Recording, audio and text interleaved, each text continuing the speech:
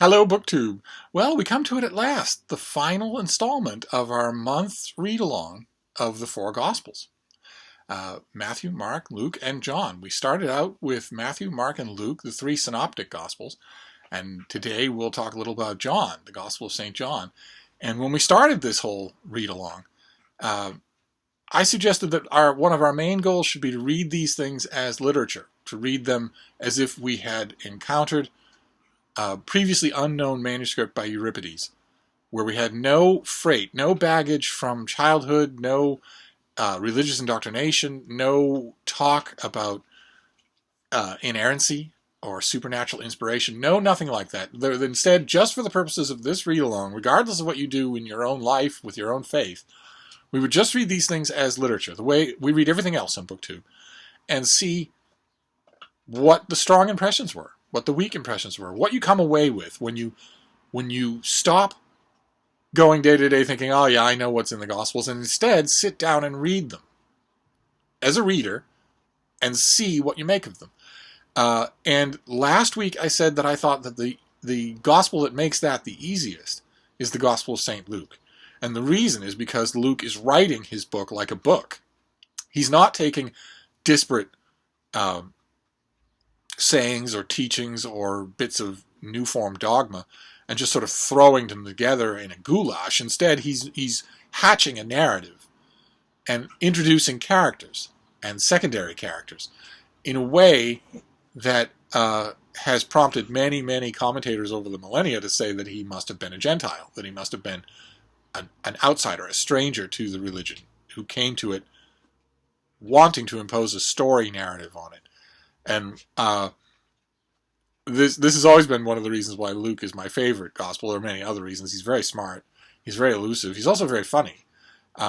If you know where to look, so to speak. If you know how to listen for his humor, he's actually funny, which we don't usually associate with the Gospels. But if St. Luke is the Gospel that made it the easiest to just walk in and read the thing like a book, then the Gospel we're doing today, the Gospel of St. John, I would argue makes it the hardest. Because there's a narrative, there's an oral tradition that is guiding and supporting Mark, Matthew, and Luke. Matthew and Luke both draw heavily on Mark, and it shows. It shows not just in the repetition of certain events and sayings and whatnot, but also in a groundedness that evolves only slowly. Remember Mark's Gospel. In Mark's Gospel, the earliest Gospel, Jesus is forever telling people, don't tell anybody who I am. My status as the Messiah is more or less a secret, known to a select few until the time is right. Something of that remains in Matthew, although the crowds get bigger, the renown gets bigger. And in Luke, there's a kind of bridging. Luke is very much writing about a public figure. He's very much not writing about a secret cult anymore, even to the limited extent that Matthew was. And that binds them together, so that even though there are long harped on differences, including some differences that seem very key, like how could you possibly not align on this particular point, especially revolving around the resurrection, which, the earliest Christians echo the church fathers, echo the apostles by saying, without the resurrection, there is no faith. So you would think that the accounts of the resurrection would be letter perfect identical in every gospel. Even when that's not the case, you still get the feeling with Mark and Matthew and Luke of writers assembling material. They tell us that they're doing that. Maybe the fingerprint of earlier writers, of eyewitnesses, the odd resonance here and there, the odd detail here and there that doesn't seem like it would be there unless it had been handed on from someone half a generation earlier who actually saw something, who actually talked to someone, who maybe lived at a time before this new thing in the world and was now writing or passing on something about a time after this new thing. There was that feeling. In the three synoptic Gospels, there's that feeling of something new being born and then growing up just a bit, which can make them awkward. Mark, I don't think, is interested in much more than just a hymnal of bits and pieces. Matthew is interested a bit more in narrative. Luke very much wants a narrative, but even so, in all three of them, there's very much a positional type feel. They are, writing for individual communities, for individual needs. They're moving things around for theological reasons. And that gives the reader, who is, again, the reader who's coming to them solely as works of literature, not as inspired gospel, but in terms of just writing on the page, that gives the reader a certain amount of liberty, right? It's like if you were told, well, here's a book called Anna Karenina by Leo Tolstoy. I know you've heard of it. It's famous. It's impressive and imposing. But here's the thing about Anna Karenina. You don't have to read the chapters in order. You just pick and choose them as you like. If that were true of Anna Karenina, you would suddenly feel less imposed upon by the work. It isn't true. You have to read Anna Karenina sort of as a conceptual whole, and that is a bit intimidating. And I want to read you a piece of old scholarship that makes this point as we start to talk about John. Because in the Gospel of John, that is not true. In the Gospel of John, in my opinion, is the opposite of what we mentioned last week with the Gospel of Luke.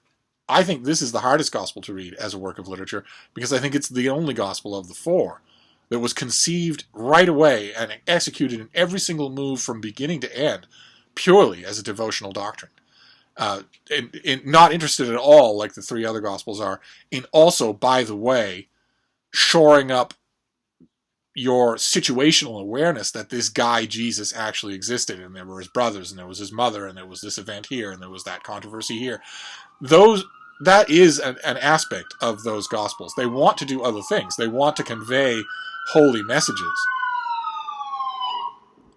but they also want to ground the story.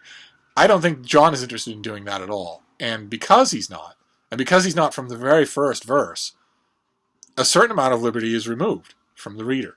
I don't know if you felt that. I would be interested in hearing, but I want to read you. This is a bit of old scholarship that puts it better than I could on just this point.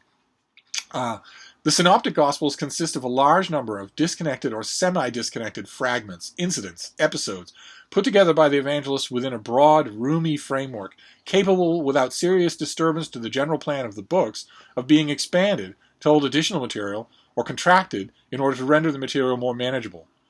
In the midst of this rich, varied gallery, the reader can wander about. He is magnificently free. He can pause and admire where he will. He can select an incident, visualize it, meditate upon it, and then preach about it, allegorize it, interpret it, symbolize it, apply it to his own circumstances, use it to pillory his enemies or to encourage himself and his friends.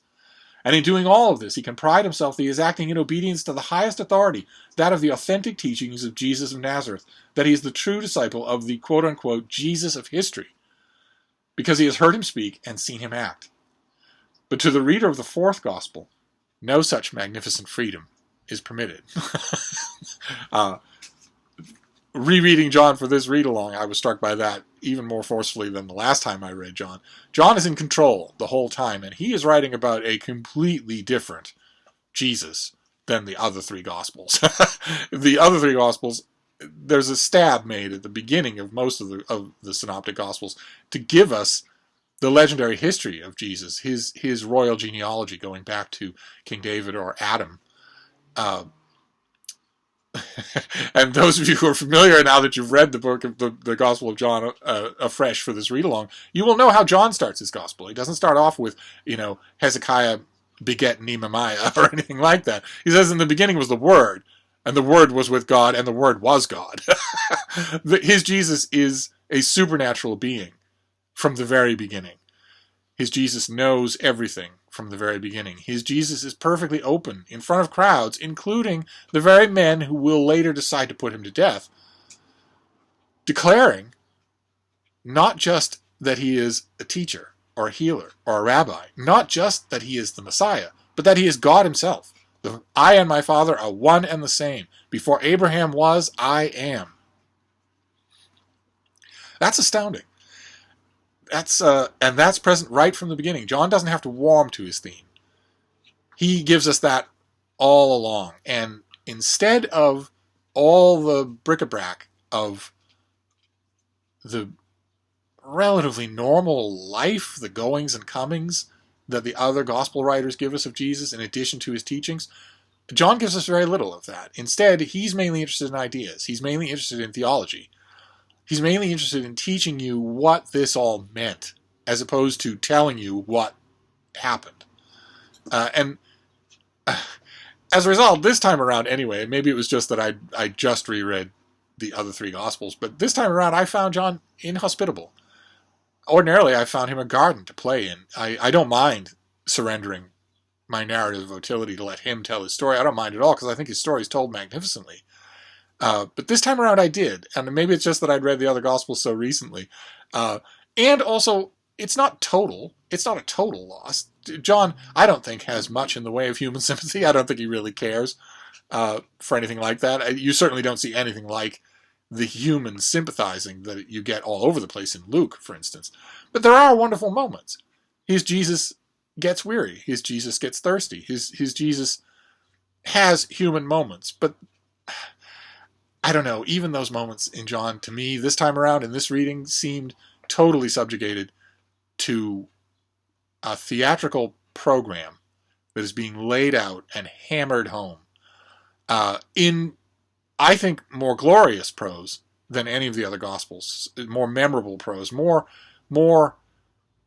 internally illuminated prose. But still, if we're doing what we wanted to with this read-along and approach these things as literature, I don't think there's much to hold on to with John. There aren't many handholds that allow you to say, okay, well, I could read this for pleasure, even though I don't know anything about this new cult they've got in Jerusalem.